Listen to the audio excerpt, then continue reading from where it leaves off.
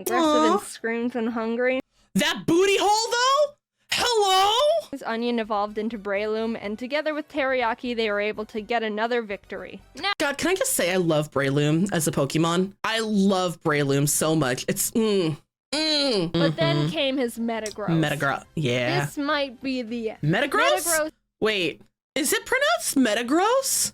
I've been pronouncing it Metagross for years. Am I wrong? Hello everyone and welcome back to the Witch's Garden. It's me, Spooky Rose, and I am here with yet another react. Today we are going to be watching Jaiden Animations. I attempted my first Pokemon Nuzlocke. I've heard the name Jaiden Animations for a while. I don't know anything about Jaiden, except that they do animations. That's literally all I know. But I've definitely heard the name time and time again. I just don't know why I've never watched the videos before, you know?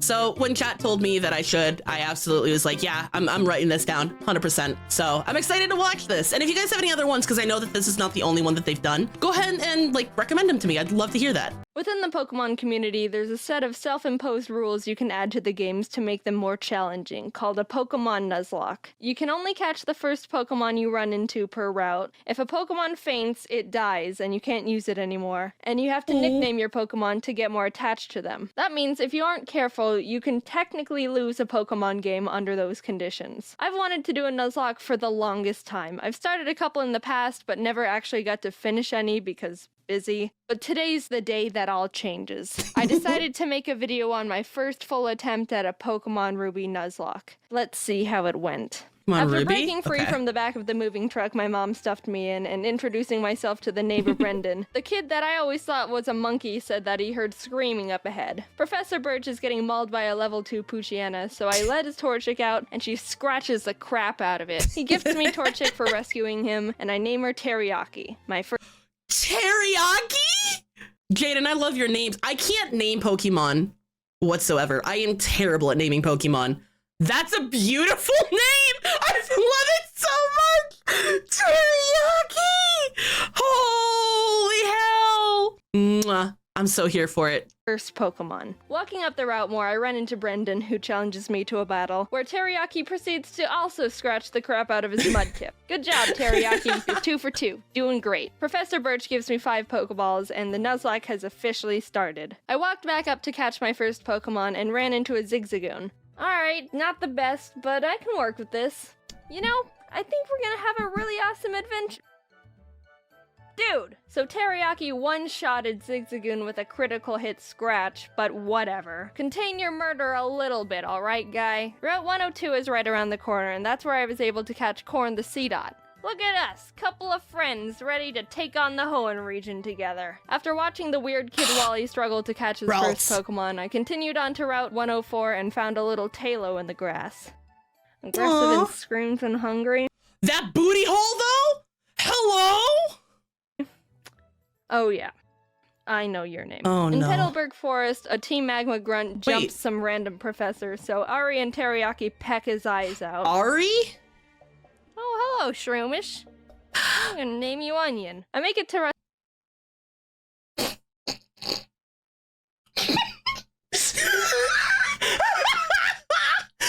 I'm gonna name you Onion. That's so perfect.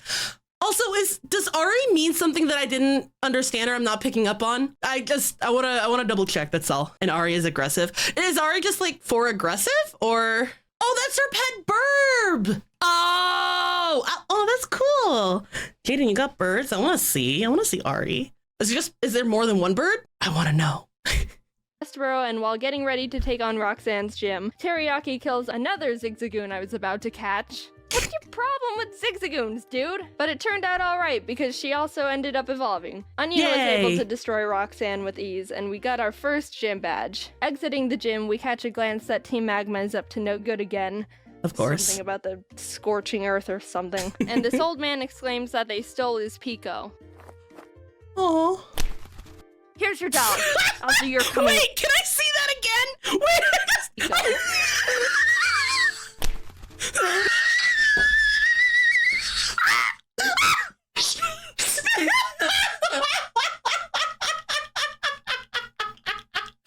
Wait, I need to see it one more time. Man exclaims that they stole his I gotta see it again. Here's the dog. It's just so perfect. I love it. Oh my god. I'm sorry. That was beautiful animation work. Just Whoop. Ah. Also, you're coming with me. The mayor thanks me by turning me into his errand boy, and I arrive in Dewford to give a letter to Stephen. Alright, What do we got? Ugh. Oh. Okay, chomps. After finding Steven, it was time to take on Brawly, the next gym leader. Ari's a stone-cold killer and easily earned MVP in that fight. Things are going well. There we go. 2 badges in, and the team is looking good. On my way to the next city, I caught a tentacle on the beach. Squidward. Team Magma and Brendan again in Slateport. It was time again to get ready for the gym battle with Watson. But as I was fighting some trainers, Chomps the Mawile got electrocuted a bit too hard and was killed. Goodbye, Chomps. Jaiden, let's battle. I want to show you how strong I am. It's so true, though. Ari, this is an electric gym. You're not allowed to fight in here, so you can just wait outside. Aww. While battling the gym trainers, Onion evolved into Breloom, and together with Teriyaki, they were able to get another victory. Now, God, can I just say I love Breloom as a Pokemon? I love Breloom so much. It's it's just so good.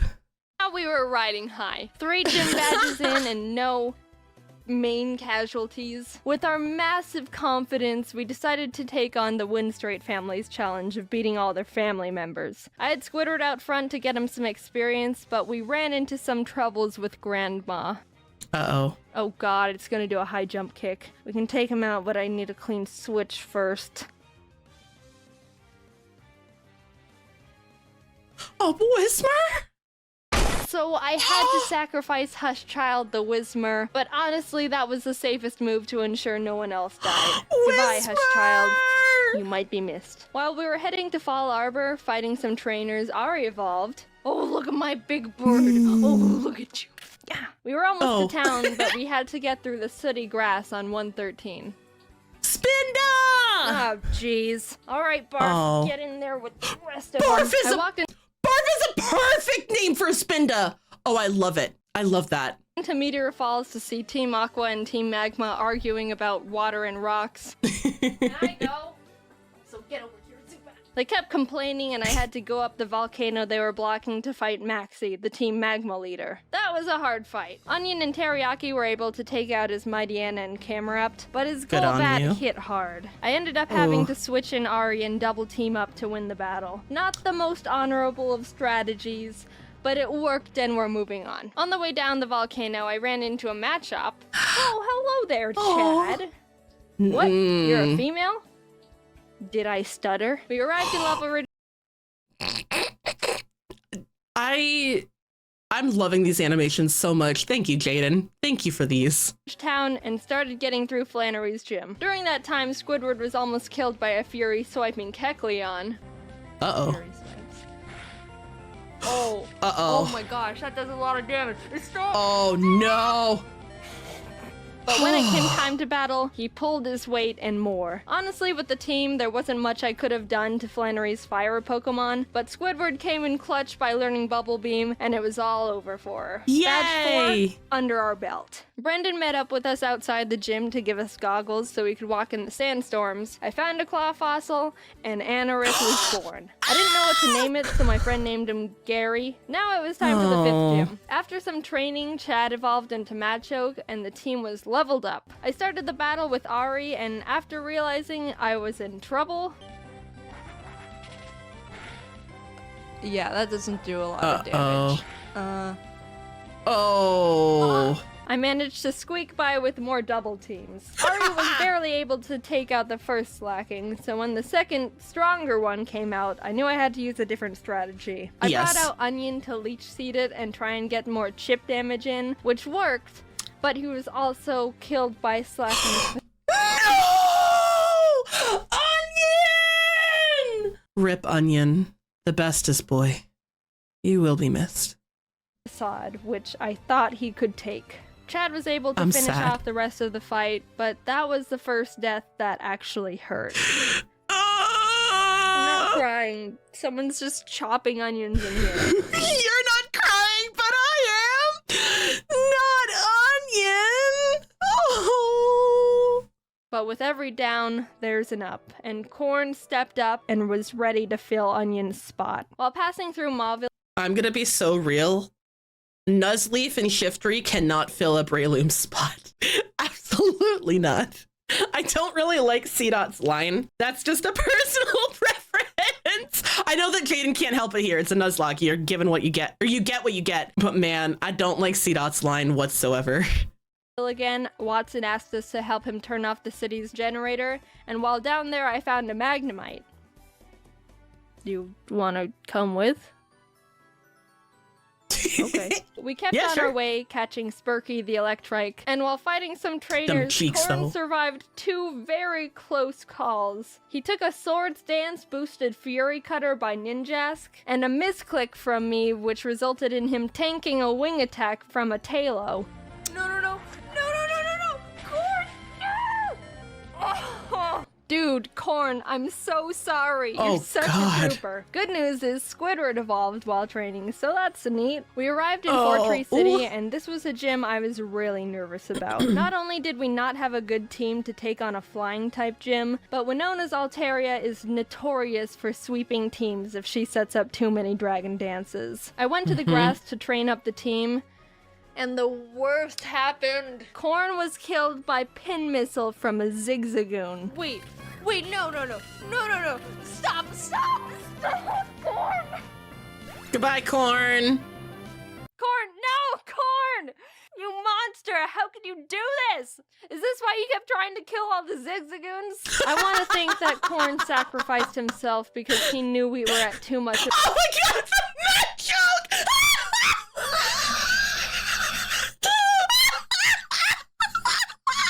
It's so good!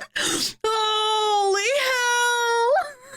Yes, 07's in chat for Corn, sorry. of a disadvantage going into Winona's gym, and by opening up a space, we could get the type advantage we needed to stand a chance. With a heavy heart, I brought Zip Zap Zop the Magnemite to the team, and realized how much more grinding I was gonna have to do. I had to fight so many Merrills to get Zip Zap Zop on par with the rest of the team. You wanna know how many? The move Thunderbolt can be used 15 times before it runs out, and I had to go back to the Pokemon Center almost 6 separate times to refill it, meaning Zip Zap Zop killed more than 80 Marill that were living in that lake. Winona led with Swellow, which Zip Zap Zop was able to take out, but she immediately brought out Altaria, which made me very scared because I know she's got Earthquake on that thing. I didn't have a clean switch, and I knew no one on the team could take 2 hits from this Cloud Bird, so I ultimately decided that I'd have to have Zip Zap Zop paralyze it in exchange for his death. Goodbye, Zip Zap Zop. You weren't here for long, but your efforts will not be in vain. Oh my god! Somehow Zip Zap Zop lived the earthquake on 2 HP like a mad lad. What? Corn must have been looking down on us for that one, because there was definitely a 90% chance Zip Zap Zop was supposed to die there. With that string of luck, I was able to switch Ari in for Zip Zap Zop to predict another earthquake, and started chipping away at the Altaria, which was not gonna be easy. She was already starting to stack up those dragon dances, which make her moves even more powerful, and I was legitimately sweating. But with what little luck we had left, Winona got greedy and tried to get in that last dragon dance, and that's when Ari was able to swoop in and snipe that kill. If that Altaria would have decided to attack at any point, she would have one-shotted anyone and everyone on my team. Thank you, Corn. You shined your photosynthesis onto us. From there, I was able to heal up Zip Zap Zop and sweep the rest of her team. The 6th gym badge was ours.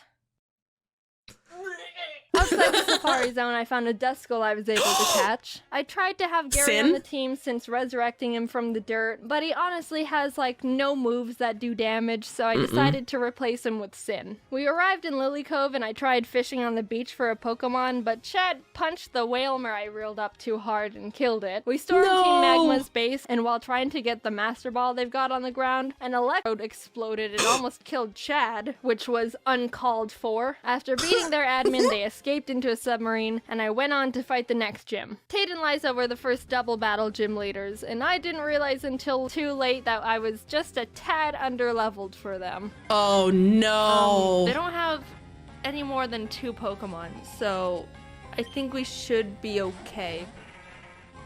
42? Oh no. Uh-oh. Sin and Zip Zap Zop made a good duo, being able to confuse and paralyze them, but Solrock managed to get off a Sunny Day powered flamethrower in Zip Zap Zop's face, which totally killed him. That really sucked. He put in so much work for the team and really carried us this far. The rest of this fight's for you, Zip Zap Zop. Squidward came out, and together with Sin, were able to finish off the duo, getting us our 7th gym badge. Oh. I need 07s in chat for Zip Zap Zop! The real trooper here! Oh no! You did well, you brave soldier, you. You will be missed! Alright, Spurky, you're up. I think I single-handedly wiped out the entire water Pokemon population between Zip Zap Zop and Spurky. I went to Shoal Cave and caught Blubby the Spheal, and went out to take on Maxie one last time. For some reason, I didn't learn my lesson when being underleveled for Tate and Liza, because I was even more underleveled for Maxie. Mightyena. It doesn't go down?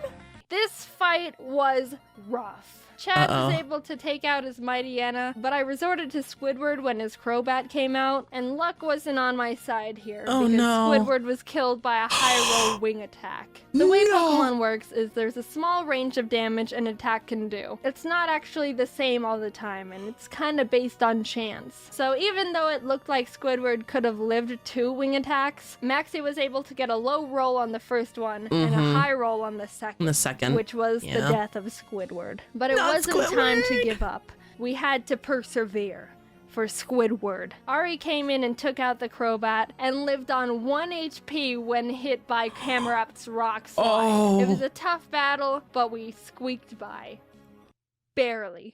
After that fight, I needed to take a step back and seriously grind up the team again. If we were just a bit more underleveled, we would have been murdered. Blubby joined the team and we got to work, eventually arriving in Sutopolis. Steven and the Sutopolis gym leader Wallace were there, saying Groudon was in the cave because someone used the wrong orb and pissed him off. So I went in there, walked up to Groudon, and Master Balled him immediately. There's no way I'm fighting Groudon. Now get in the box. While fighting Wallace, Spurky was able to take out his Love Disc and Celio. Sin beat his Whiscash, and Chad finished off the Milotic. Very good. The team was perfect. And after obtaining our final gym badge, I knew we were ready for the Elite Four. Yes! We got through Victory Road. Wally tried to fight us for the last time, but he just needs to stop. We exited the cave, and there it was. The final challenge.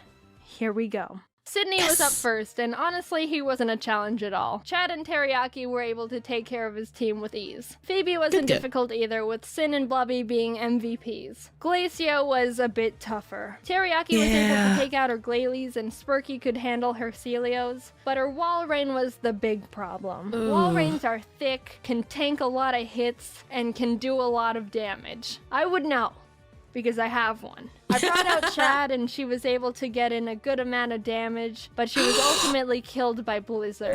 Sin came out to try and confuse it, but it broke through the confusion and landed a Sheer Cold. Sheer Cold is a one-hit KO move. It has a 30% chance of hitting the target and will fail if the target Pokemon's level is higher than the user's. But even under all those conditions, it hit, and Sin was killed. 2 great team members, down and out. Chad was with us for so long and pulled so much weight, and Sin got us through some really tough battles. Even with those losses, we were able to finish Glacia off and move on to the final Elite Four member. With 4. Drake. Drake's got a tough team, but we've got a Blubby, and she wanted revenge for her fallen comrades. Yes! She ice beamed every single one of Drake's Pokemon. Let's go! Just a straight up massacre. Yes! And with that, it was on to the last battle. Steven Stone. I was legitimately nervous. I led with Spurky to take out his Skarmory as quick as possible, and Blubby was able to take out his Claydol and Aggron, but then came his Metagross. Metagross, yeah. This might be the end. Metagross? Wait, is it pronounced Metagross? I've been pronouncing it Metagross for years. Am I wrong? Oh no. I need to know, how do you guys pronounce it? Metagross or Metagross? This is Steven's strongest Pokemon, so I needed to hinder it as much as I could before it started doing serious damage. Yeah. I knew his Metagross had Earthquake, which would definitely take out most of my team, so I had to have Spurky Kamikaze to get a paralysis off. Blubby came out again, and after a lot of hard work, finally beat the Metagross by spamming Stick.